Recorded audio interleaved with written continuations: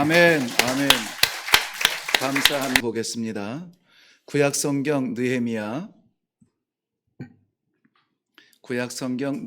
제2장 오늘 17절부터 마지막 20절까지 말씀 봅니다. 찾으셨으면 우리 한 목소리로 같이 읽습니다. 시작. 후에 그들에게 이르기를 우리가 당한 곤경은 너희도 보고 있는 바라. 예루살렘이 황폐하고 성문이 불탔으니 자 예루살렘 성을 건축하여 다시 수치를 당하지 말자 하고, 또 그들에게 하나님의 선한 손이 나를 도우신 일과 왕이 내게 이른 말씀을 전하였더니 그들의 말이 일어나 건축하자 하고 모두 힘을 내어 이 선한 일을 하려 하매, 호론 사람 신발랏과 종이었던 암몬 사람 도비야와 아라비아 사람 게셈이 이 말을 듣고 우리를 업신여기고 우리를 비웃어 이르되 너희가 하는 일이 무엇이냐? 너희가 왕을 배반하고자 하느냐 하기로, 내가 그들에게 대답하여 이르되 하늘의 하나님이 우리를 형통하게 하시리니 그의 종들인 우리가 일어나 건축하려니와 오직 너희에게는 예루살렘에서 아무 기업도 없고 권리도 없고 기억되는 바도 없다 하였느니라. 아멘, 아멘. 네, 오늘 본문 말씀의 배경은 우리가 너무 잘 아시는 대로 하나님께서 느헤미야, 성경에 기록되어진 많은 주의 일꾼들이 직업군이 다양하죠. 목동이었다가 부름받기도 하고요, 또 농사꾼이었다 부름받기도 하고 왕이었다가 부름받기도 합니다.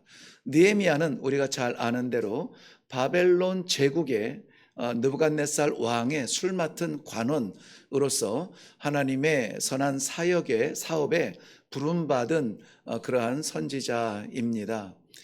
오늘 말씀을 중심으로 해서 우리는 일어나 성을 건축하자 하는 제목으로 함께 말씀을 묵상하려고 합니다.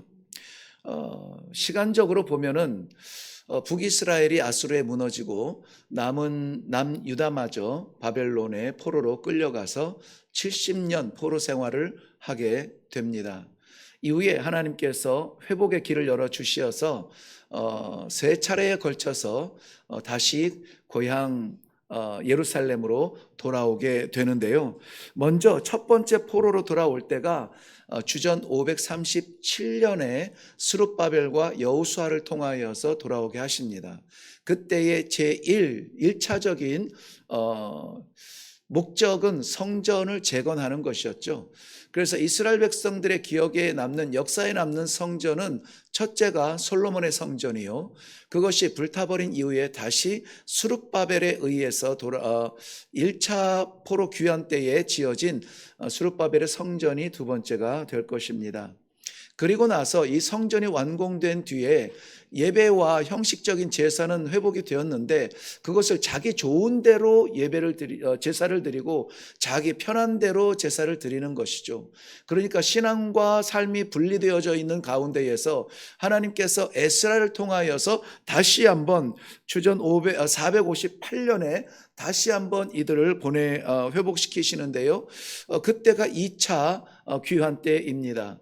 그렇게 귀환되었을 때에는 성전은 건축이 되어졌고요. 대신에 하나님의 그 율법과 말씀들이 희미해진 때에 에스라를 통하여서 나중심이었던 예배와 제사를 회개하고, 그리고 주변을 둘러보면서 이렇게 따라가려고 했던 그러한 중심 없는 예배의 신앙에 대하여서 회개하고, 정말 이 백성이 하나님의 백성으로서 하나님의 말씀에 충실해야 된다라고 하는 율법의 회복.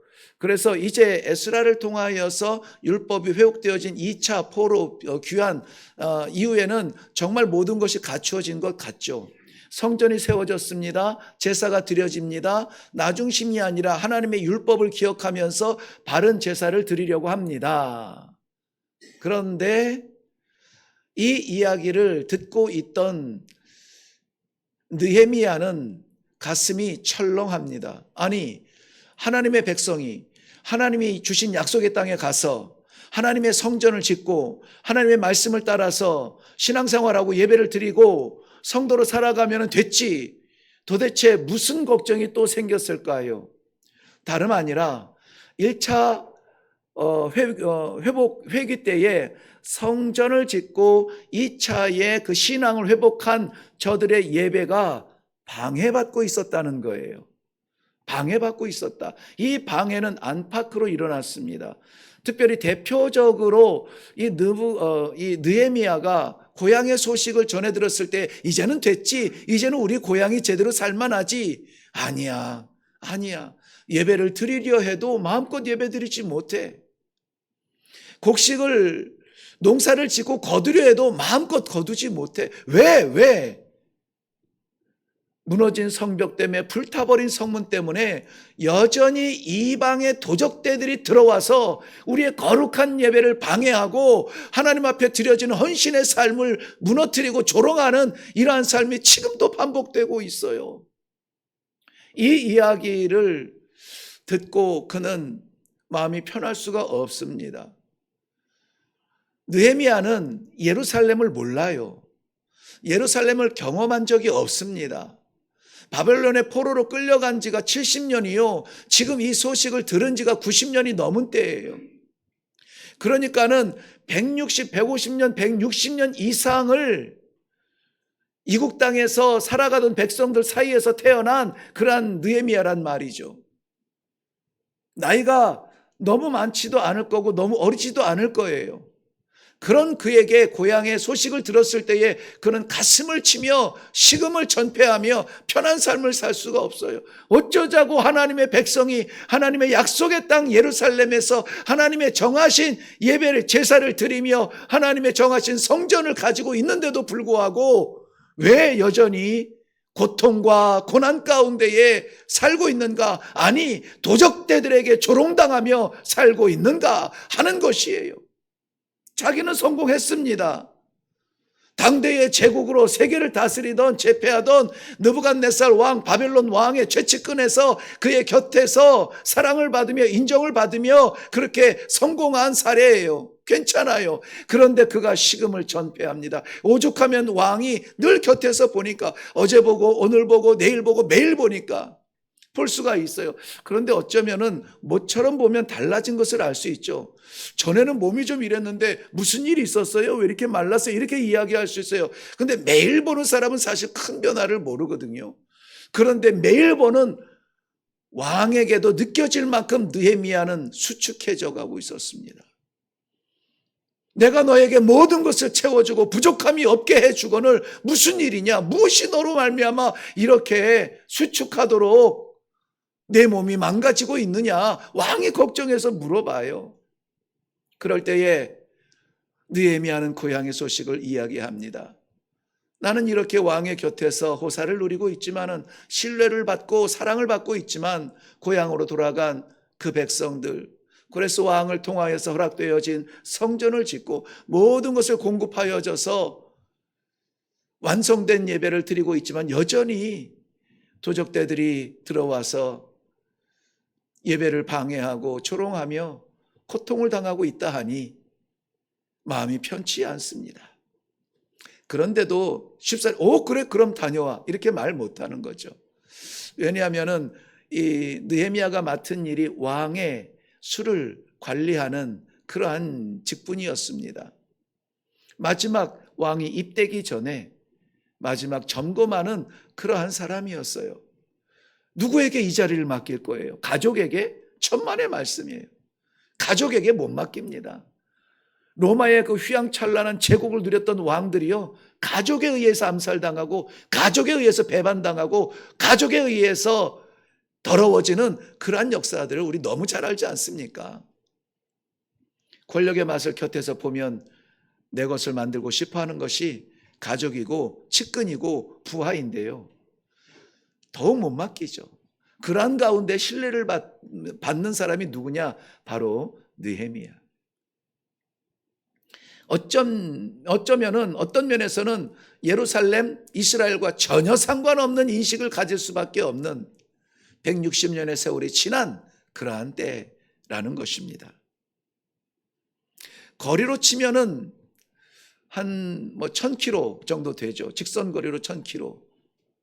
그런데 귀향할 때 이렇게 귀환할 때의 귀향 맞나요? 돌아올 고향으로 돌아오는 그러한 길을 직선으로 오지는 못할 겁니다. 돌아서 와야 되고 쉬었다 가야 되고 막 이러한 어려운 가운데에서 2차 포로 때 돌아왔던 에스라의 고백에 의하면 에스라서 7장 9절에 보면은 그 길을 넉 달이 걸려서 돌아왔다 이렇게 말합니다. 넉 달이 걸려서 돌아왔다. 1000km면은 어림잡아서 우리 서울 북부에서 부산까지 갔다가 오는 거리보다 조금 더 되는 거리죠. 그러나 여정을 친다면은 쉬었다 가고 짐을 지고 가고 이런 모두 다 나귀를 탈 수는 없을 테니까 말이죠. 대체로 걸어서 도보로 이용했다면은 아마 갔다가 왔다가 다시 가는 정도의 거리는 되지 않을까요? 그런 거리예요. 그러니까 시간적으로도 이미 160년 이상 고향을 떠난 그 조상들 속에서 태어났고 거리적으로도 1000km가 넘는 그러한 마음의 거리도 먼 그 예루살렘의 고통을 들으면서 왜 느헤미야는 눈물을 흘릴 수밖에 없을까요? 아니 도대체 가서 성전 짓고 너희들 마음대로 살으라고 자유를 주었거늘 왜 그렇게 고통을 당한대? 성전은 짓고 예배의 질서는 세워졌지만 무너진 성벽은 여전히 그대로 남겨져 있고 불타버린 성문은 누구도 세우지 못하여 그 틈으로 도적대들이 이리떼처럼 들어와서 갈취해 간다고 합니다. 내게 기회를 주시면 가서 그 일을 하기를 원합니다. 하나님께서는 느부갓네살 왕의 마음을 움직이셔서 떠나보낼 수 없는 느헤미야를 보내어서 이 성벽을 재건하게 하고 있습니다.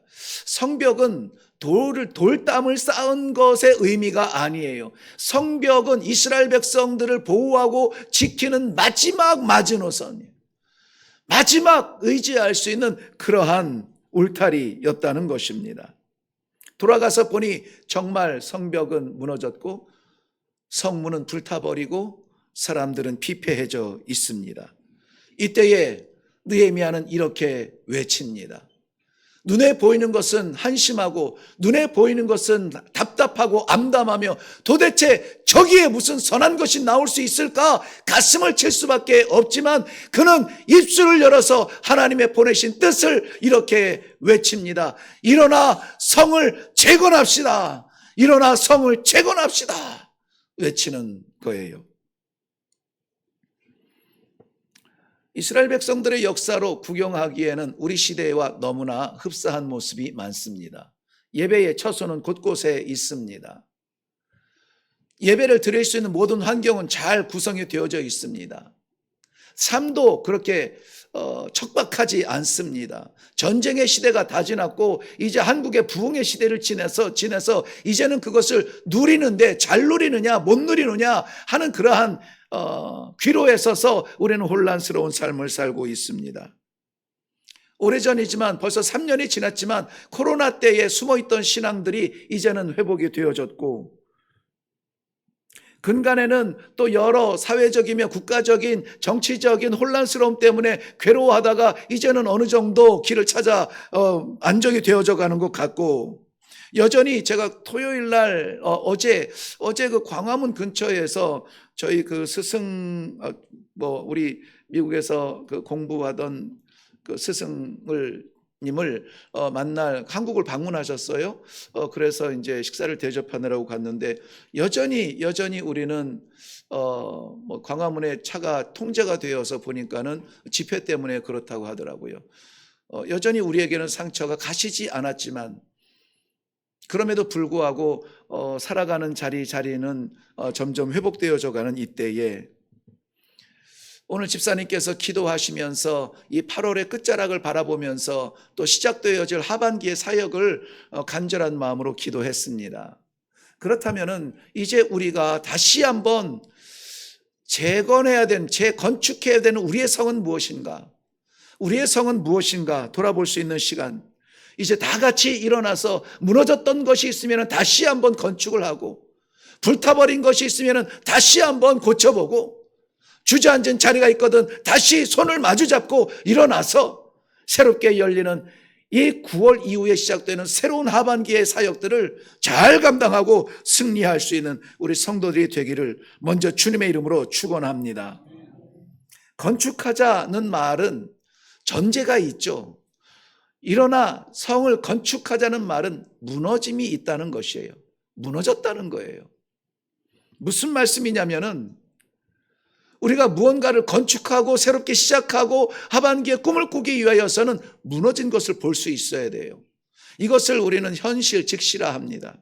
이스라엘 백성들에게는 돌아와서 예배와 모든 것들이 다 마련되어진 것 같지만 여전히 고통당하는 이유가 뭐였습니까? 무너진 성벽 때문에 그 틈새로 들어오는 도적대 때문에 온전한 예배를 드리지 못하고 그것들을 막아내느라고 정신이 없고 빼앗긴 것 아쉬워하느라고 가슴을 치며 살아가는 그러한 것들 현실은 암담하고 피폐하며 고통스러웠습니다. 그래서 오늘 17절 말씀은 이렇게 기록하고 있습니다. 후에 그들에게 이르기를 우리가 당한 곤경은 너희도 보고 있는 바라. 이 곤경은 과거의 얘기가 아니라 이 곤란한 경우죠. 이건 곤란하던 경우는 무슨 경우입니까? 아픈 경우라기보다는 이해할 수 없는 경우예요. 도대체 왜 이러는지 모르겠는 거예요. 하나님이 우리의 하나님이시고 우리가 하나님 앞에 예배드리고 제사드리고 있음에도 불구하고 어쩌자고 이런 일이 일어나느냐 하는 것이죠. 이러한 혼란함이 우리들에게는 없습니까? 이러한 곤경이 우리는 만난 적이 없습니까? 예배를 드리고 신앙생활을 하고 철저하게 헌신을 함에도 불구하고 왜 끝나지 아니하는 질병의 고통에 왜 멈추지 아니하는 오해에 이러한 고통에 노출되고 여전히 하나님께서 복을 주시는 분이라면 우선순위로 복을 받아야 될 사람들인데 여전히 길이 열리지 아니하고 고통 가운데 한숨을 쉬며 살아갈 수밖에 없는가 하는 이 우리가 살아가는 현실에 대한 직시인 거예요. 다 할 수 있을 것 같은데 천만의 말씀 다 못합니다. 할 수 있는 것이 오히려 제한되어져 있고, 우리가 가고 싶은 곳 다 갈 수 있는데 다 갈 수 있습니까? 못 갑니다. 못 가요. 여력이 안 돼서 못 가고, 기력이 안 돼서 못 가고, 경제력이 안 돼서 못 가고, 이래저래 해서 못 가요. 가고 싶은데 안 가는 게 아니란 말이죠. 하고 싶은 일을 다 하고 삽니까? 그러지 못합니다. 마음은 원이로되 내가 이것저것 부족하고 연약하여 하나님께서 분명히 기뻐하시는 일임에도 불구하고 못하는 상황이 우리에게 너무 쉽게 빨리 급하게 찾아오는 현실을 우리는 보아야 돼요. 예배 드리니까, 그래도 일주일에 한 번 가서 예배는 드리니까 내가 성도로서의 사명은 다 하고 있지 않느냐, 이만하면 되지 않았느냐가 아니라 다 하지 못함에 대한 안타까운 이 곤경을 어떻게 해요? 보고 있지 않느냐, 너희가 보고 있지 않느냐, 볼 수 있어야 돼요. 볼 수 있어야 됩니다. 이스라엘 백성들의 문제가 아니라 저는 이 말씀을 거울에 비친 우리의 모습 같아요. 교회의 사명이 약해졌습니까? 교회가 왜 하나님께서 이 상현동에 이 3층에 이 교회를, 일회교회를 세우셨는가? 어느 목사가 개척했다고요? 몇 명의 성도가 개척했다고요? 아직도 우리는 그렇게 역사관을 가지고 있으면 안 돼요. 목사님께서 그를 통하여서 개척했지만, 하나님께서 그를 통하여서 개척했지만 이것은 하나님의 섭리고 하나님의 뜻이고 하나님의 계획인 줄로 믿습니다. 우리가 때가 되고 우리가 마음이 들어서 올라온 교회가 아니라 하나님께서 오늘 이 예배의 현장에 내가 예배자로 설 수 있도록 내 이 먼지 같은 내 존재에도 하나님이 섭리해 주시고 일으켜 주시고 불러주시고 세워주시고 목청 열어 찬송할 수 있도록 이 엄청난 축복을 주신 하나님을 찬양합니다. 그럼에도 불구하고 일회교회의 존재에 대해서 여러분 한번 생각해 보셨나요? 왜 교회가 여기 있지? 왜 하나님이 나에게 이 교회에서 섬길 수 있도록 기회를 주셨지? 일회교회가 존재해야 하는 것은 존재 자체가 목적이 아니라 하나님께서 기뻐하시는 그 일, 하나님의 사명을 감당하기 위하여서 많은 교회 중에 하나가 아니라 하나님께서 택하시고 정하시고 세운 쓰임받는 교회가 되기 위해서 우리는 지금 몸부림치고 있는 것 아닙니까? 자꾸 내 생각이 스물스물 올라오고 내 습관 때문에 장애가 되어지고, 그래서 우리는 더욱 기도에 힘쓰고 아버지 내가 아니라 아버지십니다. 내가 내 인생을 주장하지 아니하고 하나님 말씀이 나에게 길을 열어주시고 그 길을 따라가기 위하여서 기도의 능력으로 세워주심을 감사합니다. 점점 나 중심에서 점점 하나님 중심으로 변해가도록 훈련하며 교육하는 것이 우리 일회교회에서 지금 하고 있는 일입니다. 우리의 가정의 기도가 식어졌습니까? 이거 현실적으로 우리 중직자들은 뭐 물론이거니와 우리 평신들도 신앙생활하는 우리들도 이것을 볼 수 있어야 돼요. 성도의 가정에서 기도의 소리가 사라졌다. 성도의 가정에서 찬송 소리가 들리지 않는다. 뭐가 다릅니까? 가뜩이나 현관도 다 똑같은데 그 집과 우리 집의 다른 점이 뭘까요? 식탁에 다름이 있어야 되지 않을까요? 술을 즐기던 사람들도 정말 하나님을 만나고 내가 술에 인박이지 아니하며 하나님 말씀을 더 묵상할지언정, 그러면은 상에서 이 술잔이 치워져야 되지 않을까요?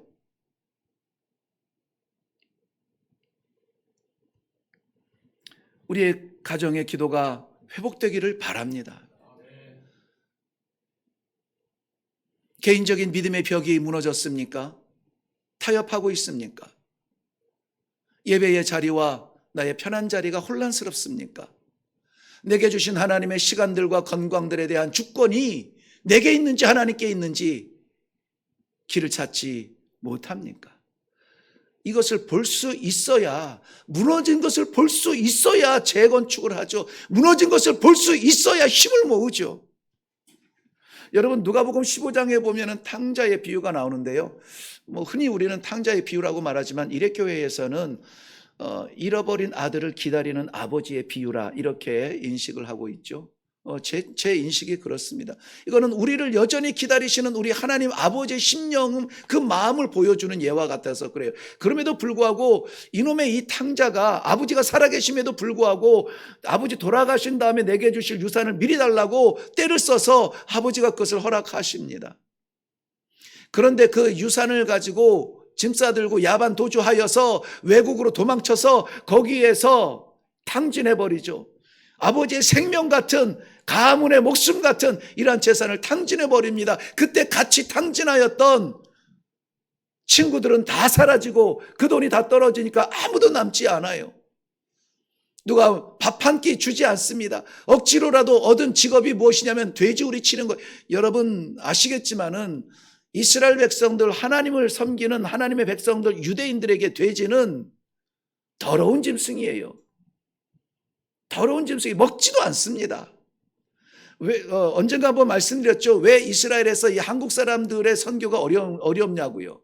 한국 사람들은 돼지고기 먹는 민족이라서 이스라엘 백성들의 고상한 그러한 유대교 사람들은요, 돼지고기 먹는 사람하고 상대하고 싶지 않아요. 그럴 만큼 이 말씀의 배경이 되는 유대인의 자식이 가서 돼지 우리 치는 곳에 같이 자며 같이 묵으며 거기서 돼지 먹는 그 쥐염 열매를 먹고 싶어도 그것도 주는 사람이 없을 만큼 피폐해집니다. 그런데요, 살아가는 성도 여러분, 탕자의 추락도 기다리는 아버지의 사랑도 귀한데요, 모두 다 귀하죠. 근데 거기에서 그 탕자가 무슨 생각을 합니까? 야, 내가 어쩌자고 이렇게 됐나? 우리 아버지의 집에는 굶주린 종을 본 적이 없거늘 나에게 취업 열매조차 주는 사람이 없구나. 자기의 처지, 자기의 현실을 어떻게 해요? 직시합니다. 그때에 무슨 빛이 돌아옵니까? 돌아갈까? 회복의 빛이 비추는 거예요. 나의 부족함이 뭔지 깨닫지 못하면 하나님의 말씀이 궁하지 않습니다. 기도의 자리가 급하지 않아요. 괜찮은데요. 이 정도 살면은 괜찮은데요. 원고에 준비하지 않았지만 일부 예배 때 드린 짧은 저의 간증이라 할까요? 이 혼란스러움의 마찰은 저도 경험한 바예요. 이 상현 지역에 있는 교회가, 이 일회교회가 작지만, 저에게 이 상현동을 소개했을 때 대표적인 표현은 그랬습니다. 이 상현동은, 평생 애쓰고 수고해서 이제, 노년을 좀 편안하고 조용하게 지내기 원하시는 그런 분들이 자리 잡은 곳이 이 수지도 참 떠오르는 곳이었지만 수지의 가장 끝에 조용히 그런 노년을 보내고 싶어 하는 어르신들이 많은 곳이라는 거예요. 그런데 제가 한국에 오기 전에 20년을 섬겼던 미전도 부족, 아프리카 미전도 부족 사역은 여러분들 아프리카 나도 가봤어. 모로코도 가보고 어디도 가보고 탄자니아, 케냐도 가보고 이런 사람들이 밟아보지 못한 땅에서 사역을 했거든요. 그야말로 문명과 상관없는 곳에서 20년을 익숙하게 살아오던 그곳이 익숙한 제가 한국에 와서 정착한 곳이 이 상현동 일회교회에 섬긴 것인데 여러분 마찰이 없겠습니까? 마찰이 없겠어요? 마찰이 없을 수가 없어요. 평안하게 요 정도면 만족하는 분들에게 그냥 거기에 그만 만족하면 안 됩니다. 일어나야 됩니다. 마지막 시대에 우리는 더욱 빛을 내야 됩니다. 맡기신 사명 감당해야 됩니다. 이 마찰이 안 일어날 수가 없다는 것이죠. 현실을 직시하지 않으면 마찰을 안 일어나도 돼요. 그 정도면 됐는데 이 정도면은 부끄럽지 않은데. 그런데 오늘 말씀에서는 느헤미야의 이 순전하고 깨끗한 마음을 통하여서 그 마음의 마찰이 일어나는데 뜨거워서 견딜 수가 없는 거예요. 왕의 곁에서 한가롭게 물이나 마시고 왕의 음식을 같이 먹는 걸로 만족한 성공한 포로의 자녀일 수는 없는 거예요. 그 모든 걸 다 내려놓고 포기하고라도 내가 무너지는 자리까지라도 1000km를 갔다니까요. 1000km를. 나와 상관없는 것 같은 그 땅을 갔다니까요. 그의 조상, 그의 아버지, 할아버지가 떠난 지 160년이 넘었어요.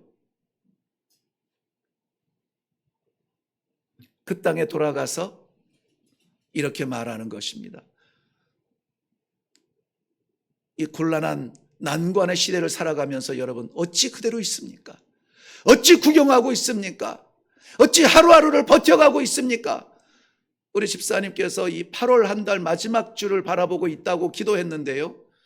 그냥 이제 오늘도 내일도 이렇게 살면 돼요. 지난주에 다음 주에 또 만나서 예배를 드리면 돼요. 그런데 그렇게 지나갈 수가 없다는 거예요. 왜 그렇습니까? 하나님께서는 우리에게 기대하시고 또 기대하시는 이 하반기의 사역들이 있기 때문에 그래요.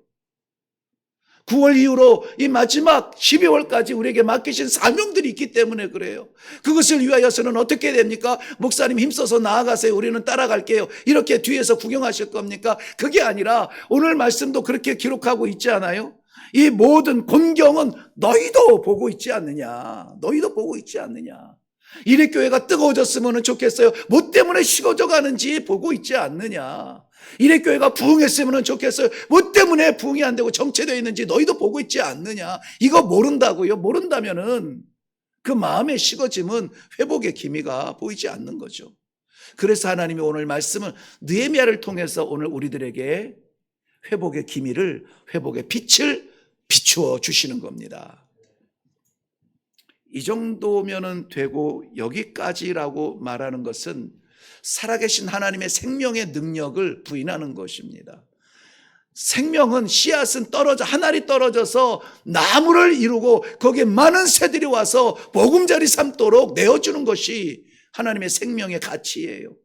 이래교회를 통하여서 예배드리고 싶은 사람 올라와서 좋은 예배드리고 귀한 예배드리고 감동받는 예배드리고 그리고 기도하며 만족하며 찬송하다가 돌아가는 그런 것이 아니라 이래교회를 통하여서 살아나야 될 민족이 있고 살아나야 될 이웃이 있고 살아나야 될 가족이 있다는 것입니다.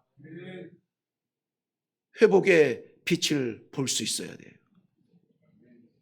답답한 우리의 현실, 개인적 현실, 질병에 눌려있고 사업이 막혀있고 관계가 여전히 껄끄러고 이제는 굳어지는 것 같은 이러한 것이 보여야 돼요.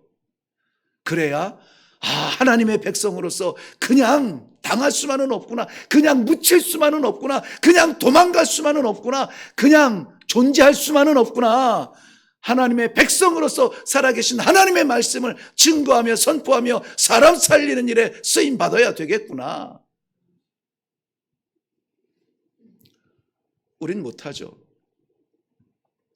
못합니다. 이제까지 경험해 보셨지만 우린 못합니다. 그런데 오늘 본문 말씀을 한번 보시면 18절 말씀 보시겠어요? 또 그들에게 하나님의 선한 손이 나를 도우신 일과 왕이 내게 이른 말씀을 전하였더니 그들의 말이 일어나 건축하자. 일어나 건축하자. 누가 그래요? 그들의 말이, 백성들이 이제는 말합니다. 느헤미야가 와서 건축합시다 했는데 이제는 그들의 말이, 백성들이 감동을 받아서 일어나서 우리 건축합시다, 합시다 하는 거예요. 그 사이 느헤미야의 외침과 그들의 외침 사이에 딱 한 가지 사건이 있습니다. 뭐냐면은 18절 다시 볼게요. 또 그들에게 하나님의 선한 손이 누구를 도와요?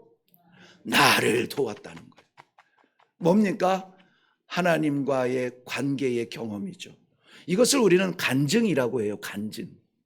일하지 않는 사람 땀을 흘릴 수가 없고요. 땀을 흘려보지 않은 사람은 냉수의 시원함을 느낄 수가 없습니다. 일하지 않은 사람 새참의 그 간절함을 느끼지 못해요. 또 먹어. 이거는 그냥 방바닥에 누워있다가 뒹굴뒹굴 하다가 야 점심 먹어 상 들이밀면 또 먹어 이렇게 나오는 거죠. 정말 땀 흘려서 햇볕 쨍쨍 내리쬐는데 저 들에 나아가서 수고하고 애쓰며 땀을 뻘뻘 흘려 자기의 에너지를 다 쏟아낸 농부에게는 저 멀리서 누군지 알아보지도 못하는데 머리에 뭔가 지고 오면 새참 시간이 다 반기는 거예요. 세상은 하나님을 볼 수 없습니다. 세상은 하나님을 알 수가 없어요. 세상은 성도를 보면서 하나님을 봐요. 그러므로 하나님을 세상에 보여주기 위해서는 우리에게 하나님이 있어야 되고 만난 경험이 있어야 되고 간증이 있어야 돼요. 간증이. 그러니까 하나님의 선한 손이 나를 어떻게 했는지에 대하여서 간증을 지금 이야기하는 거예요. 그랬더니 백성들이 감동을 받고 자 그러면 우리 다 같이 일어나서 건축합시다 이렇게 되는 것이죠. 나는 우리 이레교회 모든 성도들 삶이 하나님을 만나는, 그래서 하나님의 선하신 손이 나를 붙잡으시고 하나님의 생명의 손이 나를 놓지 아니하시고 나는 부족하지만 나는 연약하지만 나는 못났지만 그래도 하나님의 손이 나를 잡으시고 다시 일으켜 주시어서 오늘 예배자로 이렇게 서게 하셨습니다. 하나님 감사합니다. 감사합니다. 복음의 기쁜 소식을 전하는 자의 발이 아름답듯이 우리 사랑하는 성도들의 발자취가 아름답기를 주님의 이름으로 축원합니다. 스가랴서 4장 6절 말씀은, 스가랴서는 우리가 너무나 참 잘 아는 말씀이고, 특별히 4장 말씀, 두 감람나무에서 흐르는 기름으로 말미암아 꺼지지 아니하는 이 등불, 그것은 한편의 그림 같은 등불 이야기가 아니라 하나님께서 세우신 그의 교회에 대한 미래적인 그림을 보여주고 있는데요. 이 교회가 교회로서 이 빛을 발하기 위해서, 사라지지 않기 위해서는 그러면 어떻게 해야 됩니까? 두 감람나무에서 말씀과 기도에 멈추지 아니하는 이 기름을 받아서 교회가 세워져야 되는데 어떻게 이것이 끊이지 아니하고 공급받을 수 있습니까? 그랬더니 4장 6절에 뭐라고요? 이는 힘으로 되지 아니하며 능으로 되지 아니하며 오직 여호와의 영으로, 하나님의 영으로만 되느니라. 이레교회에 필요한 것은 무엇입니까? 힘입니까? 어떤 힘입니까? 재력입니까? 인력입니까? 우리에게 필요한 것이 무엇입니까? 능력입니까? 그것이 아니라 오직 하나님의 성령으로 말미암아 되느니라. 이레교회의 가장 간절한 것이 그거예요. 성령의 간섭을 받는 사람들의 간증. 전에 해보지 못했던 일에 하나님께서 마음에 감동을 주심으로 말씀에 순종하여서 했더니, 나는 못하는데 했더니 정말 하나님의 놀라운 열매가 나타나고 나를 통하여서 사람을 살리고 사람이 위로를 받고, 내가 성도들 만나지 않았으면은, 물론 제가 정답은 아니에요. 제가 인생을 바꾸거나 막 고통 중에 있던 사람이 막 뒤집어져서 막 갑자기 사회의 유명 인사가 되고 인생이 변하거나 그러지는 않을 수 있어요. 그럼에도 불구하고 목사의 작은 입술을 통하여서 위로하게 하시고 진리를 보게 하시고, 내가 잘못 가고 있었구나. 알았습니다. 다시 시도해 볼게요. 예배 가운데 서게 하시고, 떠나갔던 예배 자리 다시 찾게 하시고, 잃어버렸던 말씀 다시 묵상하게 하시고, 새벽마다 기도하는 자리에 불러주셔서 하나님과의 관계가 회복되어지는 이 놀라운 축복을 누리는 성도들을 볼 때에 저는 제 손에 쥐는 것 없어도 감사하고요, 너무나 뿌듯하고요, 손이 뜨거워집니다. 많은 사람들이 다윗과 골리앗의 사건을 오해합니다. 아까 탕자의 비유도 오해하는 것처럼 다윗과 골리앗의 전투를 오해를 해요. 그래서 우리 이레교회에서는 이제 안 그러죠. 좀 그럴 수 없죠. 왜냐하면 벌써 몇 차례 목사가 그렇게 강조하기 때문에. 근데요, 저도 어렸을 때 기억을 하는 부분이 있거든요. 그 다윗이 이 물맷돌 5개 이 주머니에 넣고 있다가 횡횡횡 돌려서 딱 던졌는데, 평소에 목동으로 있으면서 그냥 얼마나 이것을 양지키느라고 연습을 많이 했는지 그때도 여지없이 골리앗의 머리를 갖다가 여기 이마를 딱 때려가지고 그게 그 3m 되는 거인을 쓰러뜨렸지 뭐야. 그래서 평소에 우리 연습을 많이 해야 되겠구나. 평소에 우리 환경 속에서 최선을 다해야 되겠구나. 평소에 목동으로서 자기 자리를 지키려고 최선을 다했던 거잖아요. 그러니까 학생은 공부 열심히 하고 군인은 나라 열심히 지키고 또 우리 성도는 열심히 기도하고 최선을 다해야 되겠구나. 이렇게 우리가 이 다윗과 골리앗의 전쟁을 결론지어요. 큰일 납니다. 큰일 나요. 다른 사람들은 뭐라고 이해하고 뭐라고 해석하는지 모르겠지만은 그 돌멩이 5개가 하나는 뭐요, 하나는 뭐요, 하나는 뭐요, 막 이렇게 해서 해석을 하면서 어거지로 막 이렇게 껴갖다 맞추면서 정말이요? 하고 우리의 새로운 지식의 세계가 넓어지는 것 같지만 천만의 말씀이에요. 다른 사람이 그 생각을 어떻게 알아요? 누구보다 다윗이 제일 잘 알죠. 그런데 다윗은 뭐라고 합니까? 네가 창과 단창과 칼로 무장하여서 나에게 나오지만 나는 살아계신 하나님 여호와의 이름으로 내게 나아가노라. 이 조그만한 소년이 그 거대한 거인과 싸우는데 전략을 세웠습니까? 이렇게 하면은 내가 좀 내가 좀 빠를 테니까 피하면은 내가 승산이 있겠지? 계략을 세웠습니까? 숨어갔습니까? 아니에요. 성경 말씀 그대로 그림을 그리다 보면은 이 다윗이 골리앗을 향하여서 어떻게 해요?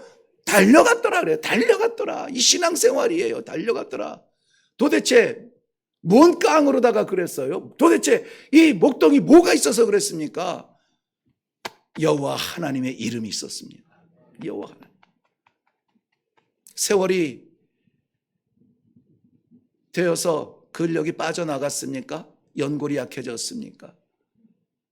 여호와의 이름으로 다시 한번 뜨거워지시기를 바랍니다. 내 가족을 섬기느라고 그 오랜 세월 다 헌신했습니까? 이제는 민족을 품으시고 이제는 알지도 못하는 저 땅끝에 있는 예수 알지 못하는 선교지의 영혼들을 끌어안고 기도하는 기도의 지경이 넓어지는 믿음이 살아있는 우리 교회 어른들 되기를 바랍니다. 물질이 없어서 사업이 위태롭습니까? 여호와의 이름이면은 천지를 지으신 하나님의 능력이신데 바람을 일으켜서 지구를 뒤엎어서라도 하나님께서 망하게 하지 아니할 텐데 거기에 매달려서 두렵습니까? 아니요. 하나님을 붙드는 믿음의 담력이 회복되기를 주님의 이름으로 축원합니다. 백성들은 그렇게 해서 다 일어나서 일을 합니다. 성을 건축하자, 저 구멍을 막아버리자, 저 불탄 성문을 바꾸어 버리자, 함께 일을 합니다. 그런데 여러분, 이렇게 뭔가 시도를 하려고 하잖아요. 이 낯선 이 예배 자리에 와서 다시 한번 신앙생활을 해볼까 하고 시도를 하잖아요. 반드시 방해가 있습니다. 반드시 방해가 있어요. 성도의 회복을 구경만 하면 사탄이 아니에요. 사탄은 지금도 역사하고 있는데 우리의 방해가 되어서 바로 한번 신앙생활하고 바로 하나님 앞에 쓰임받기 원하여서 힘쓰고 다시 일회교회의 사명을 건축하고 다시 우리 가정의 기도를 회복하고 다시 우리 믿음의 장벽을 굳게 세워서 악한 것들 틈타지 못하도록 이 믿음의 길을 굳건하게 단심으로 나아가자 이렇게 결정을 하잖아요. 여지없습니다. 여지없어요. 오늘 성벽을 건축하자라고 결단을 한 이스라엘 백성들에게 보면은 우리 19절 말씀 보면 호론 사람 산발락과 종이었던 암몬 사람 도비아와 아라비아 사람 겟셈이 이 말을 듣고 우리를 어떻게 해요? 업신여겨요. 업신여 조롱합니다. 우리를 비웃어 이르되 너희가 하는 일이 무엇이냐? 너희가 왕에게 도전하려고 하는 것이냐? 반드시 오해와 곡해를 앞세워서 우리의 성도들의 신앙생활, 우리 교회의 존재 이것을 반드시 무너뜨립니다. 교회가 정치적으로 이 편이냐 저 편이냐 끌려가게 하고요. 이 사람 저 사람 누가 힘 있는 사람이 왔느냐 그럼 우르르 쫓아다니고요. 연예인 한 명 등록하는 교회라면은 아무튼 군 부대가 쫓아다닌대요. 온갖 우리의 약점을 들어서 우리를 조롱하고 우리를 비웃고 업신 여기도록 여러분 놔둘 겁니까? 그렇게 두어서는 안 된다는 것이. 왜 그렇습니까? 우리는 조롱당해도 될 만한 사람들이 아니에요. 우리는 이렇게 그저 그렇게 살아가도 될 만한 그런 사람들이 아니라고요. 인류의 영혼들, 인류의 생명들을 구하기 위하여서 십자가에 못 박혀 자기의 보혈과 모든 물과 피를 다 쏟으사 구원자 되신 예수 그리스도 그가 우리 일회교회의 머리 되신다는 거예요. 그렇다면 일회교회 모든 성도들은 그의 지체라는 사실을 잊으시면 안 됩니다. 잊지 마시기를 바랍니다. 나는 몰라요. 나는 어려요. 나는 약해요. 나는 할 수 있는 것이 없어요. 하나님의 능력을 방해하지 마시고 머리 되신 예수 그리스도의 말씀을 받고 감당할 수 없거든 기도하시고 기도하기 두렵거든 하나님께 매달리고 그러므로 말미암아 하나님께서 쓰시는 성도, 하나님께서 쓰시는 교회, 하나님의 기쁨이 되고 자랑이 되는 그러한 우리 교회가 될지언정 세상에 조롱받지 않는 사탄에게 조롱받지 않는 그러한 교회가 되기를 바랍니다. 이러한 어려움이 있습니다. 있어요. 밖에서 조롱하는 거는 괜찮은데요. 내가 스스로가 무너지면은 그건 뭡니까? 그건 뭐라고 해야 되죠? 난 못해. 난 안 돼. 그건 뭐라고 표현해야 됩니까? 이사야서 41장 10절 말씀, 제가 선교사로 나아갈 때에 저희 아버님께서, 돌아가신 아버님께서 글로 새겨주셔서 프린트해서 저에게 주신 말씀, 오늘 정말 하나님께서 이 교회에 말씀의 아비로 세우신 심정으로 사랑하는 우리 성도들에게 나누는 말씀입니다. 두려워하지 말라. 내가 너와 함께 함이니라. 두려워하지 말라. 내가 너와 함께 함이니라. 두려워하지 말라. 내가 너와 함께 함이니라. 죽을 것 같고 망할 것 같고 외면당할 것 같고 고독할 것 같고 힘들 것 같고 이러한 것으로 인하여서 두려워하지 말라. 내가 너와 함께 함이니라. 우리 하나님 아버지의 약속을 받으시는 귀한 아침이 되시기를 주님의 이름으로 축원합니다. 바울 사도는 그 수많은 박해 속에서도 우리가 사방에 우겨싸움을 당하고, 이 우겨싸움은 반대하는 유대인이나 사탄, 마귀 다 포함이 되어 있겠죠. 그럼에도 불구하고 이렇게 담대하게 이야기합니다. 사방에 우겨싸움을 당하여도 쌓이지 아니한다. 쌓일 수가 없다는 거예요. 왜? 하나님이 지켜주시니까, 하나님이 막으시니까, 하나님이 잡으시니까.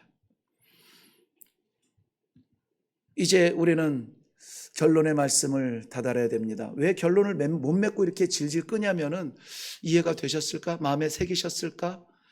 정말 하나님께서 새로운 건축을 허락하셨을까? 이런 것들에 제가 미련을 가지고 지금 계속 설명을 하고 있는 거예요. 일어나서 하나님께서 맡기실 이 하반기에 우리들에게 맡기신 새로운 성벽을 건축할 준비가 되셨습니까? 거봐요, 안 됐잖아요. 그러니까 제가 끝을 못 맺어요. 지금 시간이 11시가 다 돼가는데 이해가 될 때까지. 언제 제가 이 설교 또 하겠어요? 우리 성도들 얼마나 영특하신지. 재탕을 못해요. 재탕을 못해. 이 마지막 설교거든요, 이 본문이.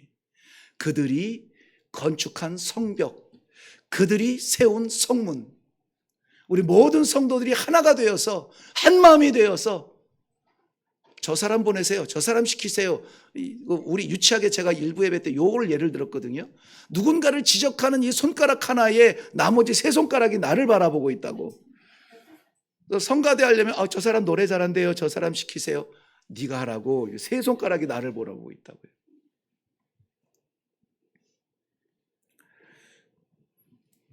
예루살렘 성벽은 돌로 쌓은 담벼락이 아니었습니다. 믿음의 장벽이었고 신앙의 기념비였습니다. 다음 세대를 위한, 하반기를 위한 우리 모든 성도들의 기념비가 세워질 수 있기를 주님의 이름으로 축원합니다. 기도하겠습니다. 일어나 성을 건축하자. 우리의 믿음을 다시 세우시고 우리의 가정을 다시 불러주시고 우리의 교회의 사명을 다시 깨닫게 하신 아버지, 모든 주의 백성들이 말씀 받고 일어나 주의 맡기신 사명을 위하여 충성, 봉사, 헌신하다가 하나님 앞에 영광스럽게 설 수 있도록 축복하여 주시옵소서. 감사드리며 예수님의 이름으로 기도하옵나이다. 아멘.